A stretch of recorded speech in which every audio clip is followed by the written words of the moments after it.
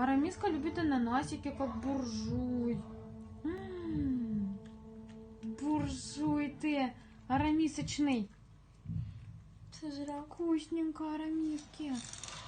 Вкусненько. Хочу сделать Ананасики любит. само зло. Вот я сразу поняла, что это очень опасный персонаж. Он так на меня смотрел. Звоните в отдел, пора нормально. Позвоните мне в пускай. Чего, не хочешь? Зажрался. Арамис. Малдера позовите. Малдер.